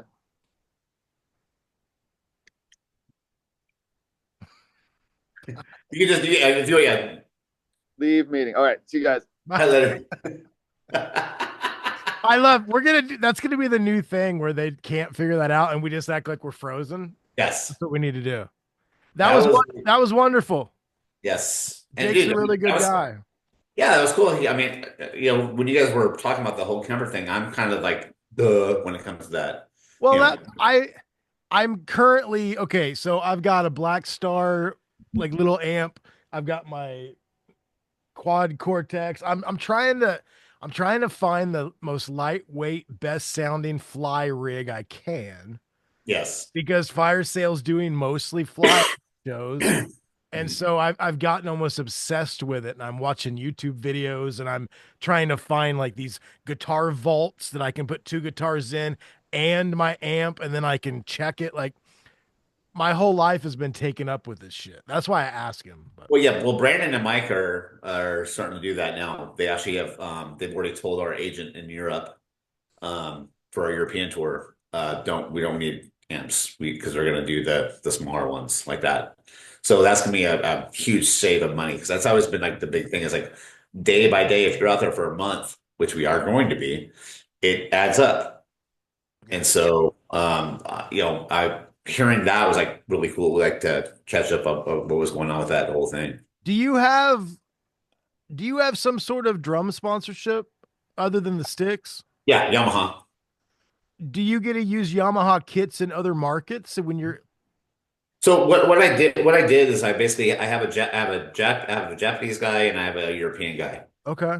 And what happens is when our agent books, because he also is the one who provides is getting this for the backline company, I will email my guy in Germany. His name is Martin. I said, "Hey, are you affiliated with this company?" And then they will do it, and I get the kit for free, which is awesome. Because like bands that I've played in the past, like it was more for the drummer than anybody else. Like if you had like an SJC deal and you were in Australia and they have two or three kits in Australia, you could just Yeah, kind of like if they were available, they'd bring it out. Like we with the Ataris, we were at Orange and Fender and whatnot, and so certain places we could get stuff gratis. We didn't have to like pay a fuck ton of money to yeah. do it. But yeah, I can imagine if you're going out nowadays and it's like, oh, I got to rent a JCM 800 or something for the whole fucking tour. Like that's crazy. Well, dude, I mean the we very I mean the very early times because I mean Authority Zero out there in Europe was we were late to the party. We did, I think the first tour of Europe that Authority did was in 2010. Wow. Um, but the thing was, I mean, we learned well, Mike learned, okay, I don't need to rent an 8 by 12 No. base cab. And I remember, I'll tell you the funny thing. We played a uh, a show in Luxembourg, and the only way to get up to the stage was the spiral staircases. Bringing that 8x12 was not fucking fun at all. It's like, You ever played Gabe's Oasis in Iowa City? no. Dude, it's like a second story and it's up the back these stairs, and I have nightmares of carrying that Ampeg 8x12 like up those stairs. Just that venue. Still to this day. Fuck that place, man. No, don't fuck that place. It's a good place. Yeah. Well, They need to figure out a better way to take amps up and down. that's the problem is in Europe, a majority of the venues either are upstairs or downstairs. Yeah. So it's always a truck. I mean, I lose weight. What's the underworld? What is that? London? Yeah, That's a pretty decent load in though. that's a decent load in. Yeah, but I mean, also there's a place in London called New Cross Inn where it's Yeah, actually. New Cross End's pretty. Yeah, yeah. But I mean, it's mainly a lot of Germany. Yeah. Um, and I mean, Because there's a they're place. places that maybe aren't venues. They're like they became venues. You know what I'm saying? There's I can't even tell you what the name of this venue is because it's in German. But there's a venue that we play all the time. We play there every time we play Europe, and it's always a guaranteed sell for us, which is awesome. It's not a hard loaded, but the problem is the only way to get in is to go over just crappy street. It's like it's all the asphalt is just fucked. You cannot. What city is it? We're Vermoskirchen. Okay. And that's the only way to get in there is onto the stages to go over. I mean, it's like somebody like took a bulldozer and just like, okay, we're gonna make this as hard as possible for bands to load in. Yeah. And so I mean, I think that's the only venue where I say everybody just bring one other thing and everybody will just use that one drum set, that one thing, because it's easier for everybody. Dude, we had done like, fly out gigs with Fire Sale and whatnot, and then we did like that 4 or 5 day run in Texas where we actually had a van and had all the gear, and we had to load it in and load it out every night. And like after the second night, I'm like, I don't I don't want to do this because it like you fly in and it's like, oh, everything's set up and you just do whatever. Like, oh, being on tour without, you know, roadies, which Yeah, is a luxury to have. yeah, it is. Dude, there was one time I'm gonna give a shout out to this band, The Scenic. They were on Victory Records. The last time I did Warp Tour with the Ataris, we were trying to not spend money. So we did it in a van, which for one thing, that's a bitch. And I'm Warped not, Tour? yeah, like because the drives are crazy. And I mean, Yeah, we would get done and it's like no barbecue for us because we got to drive fucking 18 hours, you know? So, but there were these guys on the tour. They were playing a small stage. They're on Victor. They're called The Scenic. And the first day, I knew their drummer really well, Shane. And he was like, hey, man, if you give us 2 passes for catering, we will be your crew. So you don't have to load anything. You don't have to set it up. And I trusted their guitar player. He knew how I like my shit. So I was like, and we didn't have any crew because we were trying to not have a crazy budget. So yeah, and we had, when you're playing the main stage, they give you like 10 meal tickets. We yeah. only had 5 people in the band, And so like I said, sure. And we gave their merch girl. I said, you sell our merch, I'll give you a meal ticket. And so like we were just basically trading food to be our crew. But it was so great because we didn't want to be like the only band on the main stage that didn't have techs and shit. And it felt so good, like just walking out there, like strap my guitar on, then I don't have to do anything. It was great. It Well, was. I mean, there's been a couple tours where I've had people that have been basically texts, and I mean, and they do it decently, but You there's a gotta trust your tech. You gotta like, yeah. there's a guy in Japan. So every time we go to Japan, there's this guy, and I forgot his name, but because I just call him Superman. Yeah. Um, he saw a photo, not aerial. He saw a photo of my drum set. He set it up to perfection, and he actually got mad at me trying to help him. He's like, "Whoa, whoa, whoa, I'm like, okay." And he goes, I got it. I said, okay. And I said to him, well, that was nice. And that's the only time it's ever happened. Like that guy, is he is Superman because he saw a photo, not aerial, but like the front of my drum set and did it perfectly. It was crazy. Did you ever I always like talking about this. You used to talk about this on the podcast all the time. Back in the day when there wasn't any money, and still like, I mean, if fire sale goes on the road now, I don't have any techs or anything. It's not like that. But you'd have bro techs. You'd have like your friends that wouldn't want paid, but they wanted to go on tour. Yep. And I had a lot of bro techs that would go out and they would be like, "Oh, I'll work for you. I'll set your guitar up and everything." But after like the third day, it's like, "Nah, it's cool. Just go sell merch because you're not putting my shit together the way that I like it to be put together." Mine was either that or they'd be, knee walking drunk by the time we went on stage. But yeah, I mean, I've never been much of a partier, so like I'd take guys out on the road, and they thought it was Motley Crue, and I'm like, no, this is like a gig, like a job. Like you, Yeah, if you want to get wasted after everything's done, do whatever by you all want. means, go. Yeah, Yeah. Well, I mean, it's funny because I mean, people. I mean, people think that they have this picture in their mind. They see the dirt on Netflix and they think, okay, this is what it's like. It's not like that. I mean, we literally we get to the place, we load in, sound check, go to the hotel, go back to the venue, play, hang out, have a couple of drinks, and we go back to the hotel and watch Forensic Files. It's nothing exciting. I mean, like I said, I get paid. When I'm on tour, I get paid for the 23 hours I'm on stage. yeah, yeah. Um, Playing on stage is the fun part. that's free because you know what Yeah, I'm I and my wife hates it when I say this. I call it my hour-long orgasm because you know what, I'm not thinking about bills. I'm not thinking about problems that are going on in everyday life. I am in my zone in my moment with my boys, yeah. and it's like I live for that hour, and it's like I said I was told people like jokingly I said if you want to see me the happiest guy alive, find me a gig to play 24/7. I'll be the happiest dude around. I mean, it is kind of, I think one of the reasons why you and I get along so well is that it is that passion. And I know people that play professionally that don't feel the way I feel about That's it. weird. Like, I like don't. they love it, but like I will tell you right now, one of the reasons my wife told me that she liked me when she first met me is like we were friends already, but then she saw my band I was in at one point. I used to play in a cover band down on the beach when I lived down in Alabama and Gulf Shores. And we did, Bob Marley and whatever. Our singer was from Jamaica. And the thing that was cool, I had never been in a cover band before. So I approached it as let's do our own versions of these songs. We did Could You Be Loved by Bob Marley, but we did it like the Deftones would have done it. Like That's awesome. we did weird, like just our own version. So like I'm up there in my own world, headbanging and fucking like my tongue's out, and like people are scared of me. And they've never seen someone act like that in a cover band.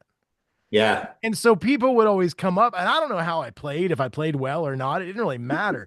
It's the way I felt when I was up there. And that was one of the things my wife really liked. And she's seen some video of the fire sale stuff, and she's like, You're not quite doing the crazy Chris. And I'm like, well, because these songs are so hard to fucking play, yeah, I didn't realize I was going to play them live when I wrote them.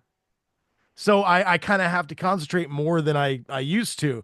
But I meet people all the time and they love music and they're in it. They're lifers like us. But I literally 23 hours a day, if I was awake, would be thinking about guitar, yeah, thinking about writing songs, thinking about booking shows, thinking about marketing my band, like anything that has to do with music. It's almost like blood. It's like it's yeah, I don't think I could survive in a life like some people get older and they stop playing.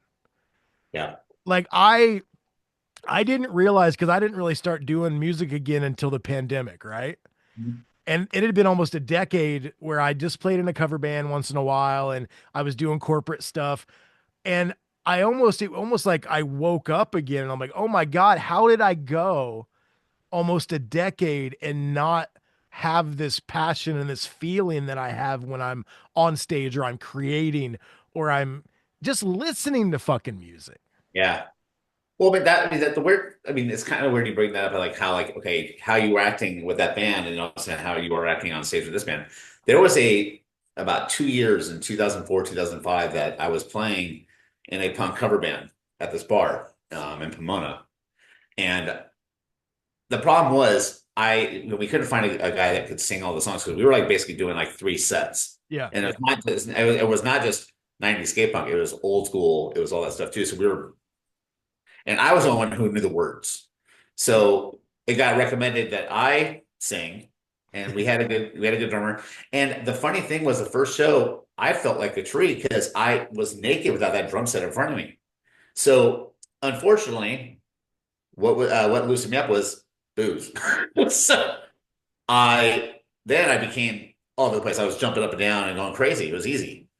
But after a while, like, okay, every Wednesday I'm waking up like wanting to die because I was like partying and I had to get drunk in order for me to feel that way. And so when I play drums, I can't party until I Yeah. mean I can do stuff afterwards, but it's like I can't do that. Is I do have a drink before I go on stage just to alleviate my nerves because I Yeah. that's when you still have the passion. If you are nervous before you still go on stage, it doesn't matter if there's 20 people there or 20,000. Dude, The I'm more nervous if there's 20 there. Yeah, because they're watching. Like you see all the eyes watching. Like I was more nervous. Okay, before we played Music for Cancer, and there's like 8, 9,000, however many people there. Yeah, Before we played that, we played some shows in Texas, and a couple of the shows sold out, but one of the shows was like a matinee show in San Antonio, and there was maybe 50, 60 people there. And it was a yeah, big room, so it didn't look like there was. I was more nervous to play that. When we walked up on stage at Music for Cancer, I'm like, oh, there's so many people here, it doesn't fucking matter. yeah. Like I can't worry about what they think because there's too many of them. The funny thing is, I mean, the in the last, well, I don't. It's weird. I always refer to my career as pre-pandemic and post-pandemic because I forgot about a lot of stuff during the pre-pandemic because I mean the pandemic just it was like such a big slot right here. But we were just doing a Texas tour in December, and I was stoked because I we had never none of us had ever played Lubbock, Texas, ever. Yeah. And my birthplace of Buddy Holly. That's awesome. And unfortunately, we didn't have time to really go out and see anything. But I was excited to play Lubbock, period. So unfortunately, in Lubbock, if there's at our level of our band, there's only one venue that is there, and I was kind of shocked because I mean it's Lubbock. But it's a bar that's inside the Red Roof Inn. I thought I knew what white trash was until that day. We opened karaoke. I just remember going, that was, and honestly, that was the one time I can remember in the last 5 years. I'm like, I wanted to just get off the stage and leave. Like usually, I mean, I tell the Dude, guys, I want to do another encore. I want to do another. I'm so amped up. That one, like, let's get the fuck out of here. I understand. There was I used to tour and play with a band called The Reason. They're from Canada. And before they were called The Reason, they were called Sewing with Nancy. That was when they were more like a punk band, and then they became like a heavier band. But we were on tour one time playing Boise, Idaho. And it was like this, they called it, I don't know if it still exists, but it was called The Venue. That was the name of it. Okay. Okay. And so we get ready to play, and the guy comes over, the guy that owns the place, and he's like, hey, just to let you know that a half hour after you end your set, we become a rave. And we're like, okay, whatever, that's cool. Like, we're not a very big band. Like, there's gonna be maybe 100 people here if we're lucky. We'd never played Boise before. So people show up that like the band. They had a little bit of a following back in the day. But it wasn't enough to fill the room because it's a fairly large place. And so we're on stage, we're looking out, things are going well, the people are enjoying it. And you can see behind like the first 3 or 4 rows of people, there's like 400 people with their arms crossed, waiting for the DJ who starts setting up behind our drummer while this band is playing. And as soon as we're like, thank you, good night, he hits the button. He's already in the PA. Those people just mob onto the floor and it becomes a rave as we're tearing down the equipment. And Oh, I never wanted to be somewhere else more in my fucking life. It was crazy. there was a my first tour of Voodoo Glow Skulls when I joined the band. We wrapped up our thing. We were part of this package, and then we came up and we ended up doing 5 shows for the holiday shows with the Vandals, the holidays, and we played this place in San Luis Obispo. It's called Slow Brew. It's Oh, been I've been there before. Yeah. yeah. So we were told if we wanted to, it becomes a dance party after the show, and I'm like, you know what? We all said, yeah, why not? I haven't been to a dance party in a while. I'm down. So we toured down. I watched the Vandals play. I sat there and cried while Brooks Wackerman was rocking the drums for the Vandals. Uh, we break down all this stuff, and so we go back into the club, and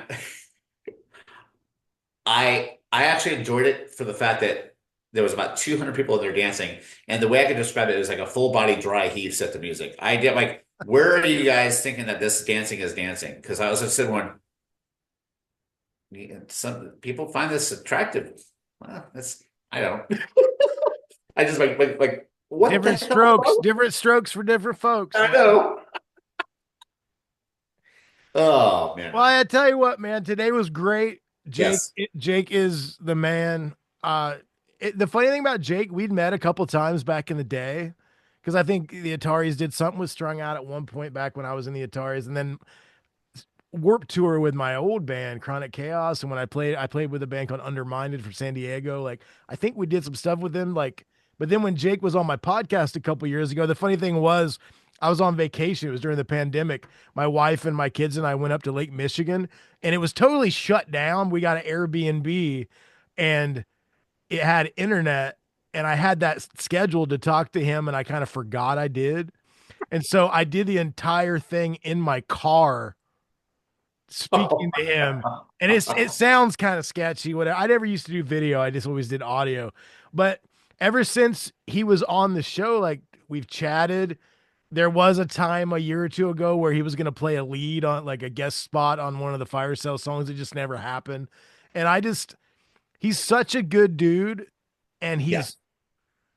he's so like just generous with his time. Like he was wanting to do some lessons at one point, kind of after stuff loosened up with the pandemic. And I was consulting, like letting him know how I like conduct guitar lessons. And I was trying to help him. He's just a good dude. And Yeah. a lot of people in this scene that I've dealt with aren't that nice. No. I mean, that's the thing that I from the time I first met him, they were on the Suburban Teenage Wasteland Blues to now to present day. He's always been just the dude to talk to. Yeah. I've talked to him. I mean, I can get lost in conversation with that guy anytime I talk to him. Like that we did a Fog and Molly cruise with Authorities on. He was with me first, and just like we always met up at the at catering, and we would talk for hours about just life and just about music. Probably, I mean, I would probably say probably one of the nicest guys you could ever hope to meet. He's just the best. So yeah, so Jake, if you're watching this, which you probably aren't watching, we love you, dude. Thank you very much. And he brought up a couple bands that I actually think we should have on the show. And he was talking about Thrice. I Yes. Thrice is amazing to me. Eddie's been on the show. I think Riley was going to be on the show and Dustin, but something happened and they weren't. I went and hung out with them last year when they were in Indianapolis. I know Eddie would come on the show. We'd have to pick what record we want to do. But and then we should get Walter from Snapcase. I would love to have that. Oh my God. Any of those like mid-90s records of theirs. I would just love to just go down that rabbit hole. And I mean, we got to get Chuck or someone from Hot Water. Yeah. Man, I mean, now that this podcast is kind of becoming a thing, and I think you and I are comfortable in our roles. Yeah. We gotta nail our bucket list of people. Yes. I mean, I've already talked. Stefan has already said that he's down to defer Descendants are an all record. Stefan's great, man. Yeah. And I mean, that guy's a bucket of knowledge too. That I would just I say that when we do No Effects, we get Melvin or Hefe. Oh, absolutely. I Or mean, yeah, no offense to Fatty, but Fatty's been on the show. I like him, but I want to have someone that we can kind of go deep with. yeah. No And offense. No offense, Mr. Burkett. yeah. I have been. I mean, I talked to. We were on tour and with the Caddies, and Chuck from Good Riddance was at the Santa Cruz show, and I'm like, "What if?" I was telling him about this podcast. He goes, "I said, what album do you want to do?" He's like, "Operation Phoenix." I'm like, "Okay." Yeah. So we Well, I got mean, Russ was on TOTOT. I love Russ, but having someone else to like Chuck on to talk about his experience, I think would be wonderful. absolutely. So I mean, yeah, let's just stay tuned, people. We have a long list of people that have already said yes that they want to do it, and so let's. Yeah. I mean, I'm excited for everything that beholds because I mean, I think we've done three really good things here, and it's been just more of an informal chat. And Just everybody listening, Dally and I kind of decided something. If you're listening to this on a podcast catcher, there's not a lot I can do about ads. So you've probably heard an ad for Amazon Music. You've probably heard an ad, whatever. I'm on a network, so every time you hear that, I might get a nickel. But we're kind of not gonna do the Casper mattress better help kind of shit. We're gonna keep this Dally and Swiss talking about records we like, and we don't really want to get corporate and do all that shit. So if you're listening on Apple or Spotify or Deezer or whatever, Amazon, you're probably going to hear an ad once in a while. If you're watching on YouTube, you're probably not. yeah, it's this is for our love of what we do. Because someone hit me up the other day, or someone said something on a post on Facebook. They're like, "Is there anywhere I can listen without ads?" And I'm like, "Well, probably YouTube. That's about it." Yeah, Because I'm uploading it. I'm not marking them for monetization or anything. So, yeah, for sure. but I love doing this, man. I feel like you and I were already buddies, but I feel like we're getting to be much better friends doing this. Absolutely. I agree 1,000%. I'm excited for the next one and all that stuff too. Just, and you and I always like do things beforehand and Yeah. talk and catch up on, or like, California, Indiana. So it's Yeah. like, it's, you can't, there's like so many ways of catching up through a text message or Yeah. anything like that. We got busy lives. We're married with kids. But I tell like, you what you could do. You could talk to the AZ guys. yes. You could say, how cool would it be to have a second guitar player? Jason doesn't have to play on some of the songs, and old Swiss could come out and rock with you guys. And The funny thing is we've had discussions about that. yeah, Um, But it's like it's weird because like it's like but yeah, let's do this and be that kind of thing. But the thing is, it's always just talking and it just stops. yeah. Well, I mean, I've seen you guys play, and you guys as instrumentally, like when Jason's not playing something, as a trio, it sounds huge. Cool. But like for Fire Sale, we played our first couple shows with just me on guitar, and I'd never been in a band where it was just me on guitar.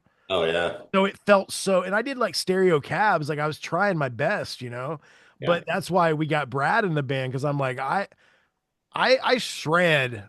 Like I can play, I play really good rhythm stuff too, but like it was so hard for me to go from like doing this rhythm part to then doing this shreddy part, and then the bottom drops out. And I needed two there. But when I saw you guys, I didn't notice anything The missing. one thing I the one thing I could say about this, and I mean, if Brandon's listening to this, this is because I do love you and all that stuff. Brandon's Is a badass guitar player, man. he's the first guy I've known or seen that could do a rhythm lead and also sing backgrounds, and like at the Yeah. same time make it seem like it's nothing. Yeah. Um, he's such a pleasure to play with. And he's actually, I'm challenged to play with him. And Mike. Mike is another anomaly on himself on the bass guitar. So, I mean, that's a band. Those are two guys. I mean, you have to be on your shit, Yeah. or you're gonna get lost in the shuffle. And then Well, you I have, feel like your whole band, there's not really a weak point.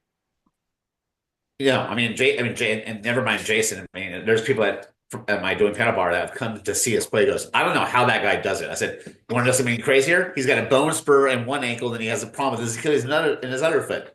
You wouldn't know it I mean, go hang out with us backstage and see him limping and icing everything because Yeah. you would know it on stage. I mean, to me, I think Jason is one of the best frontman of all time. I mean, he's one of my favorite frontmen just from energy, just the shit that he does when you guys are like what was I at Music for Cancer? Like he got out in the fucking crowd. Yep. Like it was so rad. If nobody out there has seen the video, you got to search that up. It's somewhere, Facebook or YouTube, of where he's just in the fucking crowd, 10,000 people, and there's like a pit going around him. There It's was one that there was actually a Brack Rock in 22, and he did the thing where we were playing Take It on the World, and he basically just we start this intro before we get fast, and he goes into the crowd, and what happened was I think they misunderstood what he was saying, but people lifted him up as he's singing, and there's a pit going around him while people are holding him up like this. So you just hear him like this. It was like the craziest thing I ever saw. I'm just sitting there going, I didn't even know what I was playing. I'm like, yeah. don't drop him. Please don't drop him. But Well, yeah, dude, this is a lot of fun. I can't wait for the next one, and yeah, this one will be out soon. So everybody out there, thank you for the support. It's growing. People are digging it, and yes, leave us some comments below on the podcast catcher or YouTube. YouTube. Let us know who you think we should have on. If we don't want them on, we won't have them on. But if we want them on, we'll have them on. So give us. Absolutely. But Walter, Eddie from Thrice, I mean, it's Let's do it. growing. We had Yes. to do like Artists in the Ambulance or one of those fucking first Thrice records. Like there's Oh, absolutely. Illusion of Safety. Any of those. yeah, That'd be yeah, yeah. And and I think like I don't know, man. I'm trying to think. We need to have maybe Tim or someone from Rise Against. Like there's so many people that just have, in my eyes, perfect records that we need Yep. to discuss. So Yes. And I'm all about that. So yeah, let's get some more people on here. Let's have some fun. cool. I will see you very, very soon. Shout out to all our vinyl listeners. What are we going to call them? We got to call people that like the show something. Vinyl lovers? I don't know. Vinyl. We'll think. Comment what we should call our community. Yes. We want to know. We're building a community. Yes, we are. Okay, Dally, I love you, man. I'll talk to you soon. Love you too, man. Later. Peace. Peace.